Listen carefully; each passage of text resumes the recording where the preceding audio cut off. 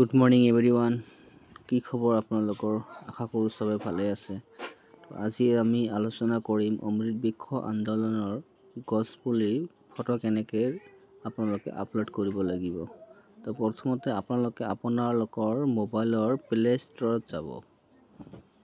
Play ষ্ট'ৰত যোৱাৰ পিছত search বুটামত ক্লিক কৰিব অমৃত বৃক্ষ আন্দোলন বুলি চাৰ্চ কৰি দিব। আপোনালোকে কৰাৰ পিছত তলফালে চাব পাৰে ছেকেণ্ড অপশ্যনটো চাব পাৰিছে আপোনালোকে ইয়াত দিয়াই আছে অমৃত বৃক্ষ আন্দোলন এমট্ৰন। সেইটোত আপোনালোকে ইনষ্টল কৰি ল'ব।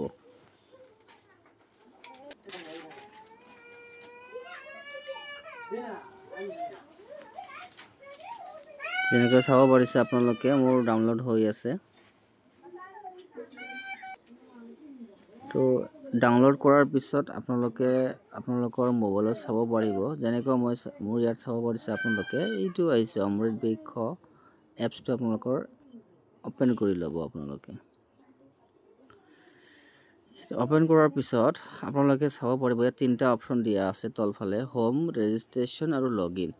যিহেতুকে আমি অলৰেডি ৰেজিষ্ট্ৰেশ্যন কৰিছোঁ সেই ক্ষেত্ৰত আমি কি কৰিম, এইটো লগইন অপশ্যনত ক্লিক কৰিম। লগইন অপশ্যনত ক্লিক কৰাৰ পিছত এতিয়ালৈকে আপোনালোকে যোনটো মোবাইল নম্বৰ দি ৰেজিষ্ট্ৰেশ্যন কৰিছিলে সেই মোবাইল নম্বৰটো আপোনালোকে ইয়াত চাৰ্চ কৰিব লাগিব। যেনেকৈ মই মোৰটো মাৰি আছোঁ।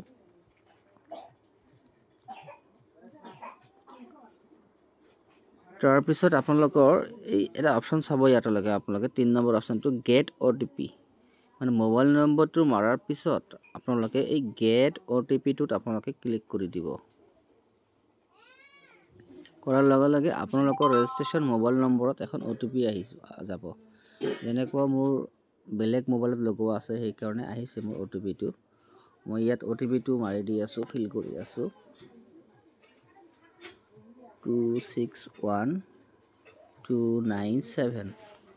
তাৰপিছত আপোনালোকে চাব পাৰিব ইয়াত দিয়া আছে যে কেপচাৰ ইণ্টাৰ কেপচাৰ। ইয়াতে এই ওচৰতে যিটো নম্বৰ আছে সেই ওচৰৰ নম্বৰটো আপোনালোকে ইয়াত ফিল কৰিব লাগিব 821589। তাৰপিছত আপোনালোকৰ কামটো হ'ব লগইন। তাৰপিছত আপোনালোকে লগইন বুটামটো চাব পাৰিছে ইয়াত লগইন বুটামটোত ক্লিক কৰি দিব। তো কৰাৰ পিছত চাব পাৰিছে ইয়াত যোনজনী বাইদেউৰ আমালোকে ৰেজিষ্ট্ৰেশ্যন কৰিছোঁ নম্বৰটো দি সেই নম্বৰৰ SHG নাম আহি গৈছে, মেম্বাৰৰ নাম আহিছে, মোবাইল নম্বৰ আহিছে আৰু এড্ৰেছটো আহিছে। এতিয়া আমালোকৰ কাম কি হ'ব, ফটো আপলোড কৰিব লাগিব। তো সেই ক্ষেত্ৰত আমি কি কৰিম, সেই আপলোড ফটো যে অপশ্যনটো আছে আপলোড ফটোত আপোনালোকে ক্লিক কৰি দিব। কৰাৰ পিছত এইটো আপোনালোকে লোকেশ্যনটো অন কৰি ল'ব। এইটো হুইল ইউজিং দ্য এপছ সেইটো ডাউনলোড এই অপশ্যনটো কৰি দি তাৰপিছত আপোনালোকৰ লোকেশ্যনটো অন কৰি ল'ব। তাৰপিছত ইয়াত ওপৰত চাব পাৰিছে আপোনালোকে ওপৰত এটা অপশ্যন দিয়া আছে চিলেক্ট প্লান্টছ। আপোনালোকে কোনটো গছপুলিৰ ফটো আপলোড কৰিব সেই গছপুলিটোৰ নাম ইয়াত দিয়া আছে। সেই গছপুলিটো আপোনালোকে ইয়াত চাব, যেনেকুৱা অৰ্জুন, অশোক, বাদাম, বাহেৰা, বেল। তো আপোনালোকৰ যোনটো গাছ দিছে ফৰেষ্ট ডিপাৰ্টমেণ্টৰ পৰা আপোনালোকৰ পঞ্চায়তলৈ আহিছিলে সেই যোনটো গছ দিছে সেই গছৰ নামটো আপোনালোকে ইয়াত চিলেক্ট কৰিব। যেনেকৈ ধৰি লৈছোঁ মই আগুৰা। কৰাৰ পিছত এতিয়ালৈকে আপোনালোকে চাব পাৰিছে ইয়াত তলত তিনিটা অপশ্যন দিয়া আছে অপেন কেমেৰা আৰু অপেন গেলাৰী, তাৰপিছত আপলোডেড। তো আপোনালোকে ইচ্ছা কৰিলে ইয়াৰ পৰা ডাইৰেক্ট আপোনালোকে ফটোটো মাৰিব পাৰিব।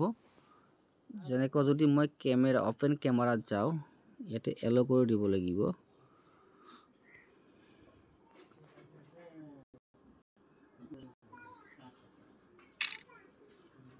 কৰাৰ পিছত অ'কে মাৰি দিব।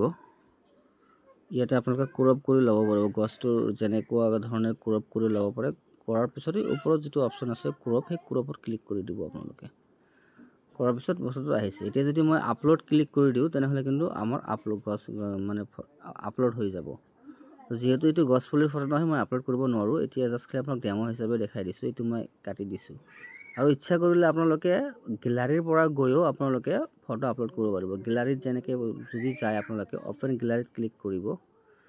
কৰাৰ পিছত আপোনালোকৰ এনেকুৱা পেজ আপোনাৰ গেলাৰীটো আহি যাব। তাৰপিছত যেনেকুৱা মই এইটো গছৰ পুলি ধৰিছোঁ, তেনেকুৱা ধৰি লওক এজ ফৰ এক্সাম্পল এইটো ক্লিক কৰাৰ পিছত ক্ৰপ অপশ্যনত আপোনালোকে ঠিক ঠাক কৰি তাৰপিছত এই ক্ৰপ অপশ্যনত ক্লিক কৰি দিলে আপোনালোকৰ বস্তুটো কিন্তু আহি যাব। তাৰপিছত আপোনালোকে আপলোড ক্লিক কৰিলে হৈ যাব। যিহেতু এইটো ডেমো হিচাপে মই ভিডিঅ'টো বনাইছোঁ, সেইকাৰণে আপলোড কৰা নাই। আপোনালোকে আপোনালোকৰ পৰ্যায়লৈ এইটো বস্তুখিনি আপলোড কৰি দিব। তো ধন্যবাদ। আজিৰ ভিডিঅ' আছিল এইখিনি। আশা কৰোঁ আপোনালোকে চবেই ভাল পাইছে। মোৰ চেনেলটো ছাবস্ক্ৰাইব কৰি দিব আৰু লগতে বেল আইকনটো দবাই দিব। Thank U.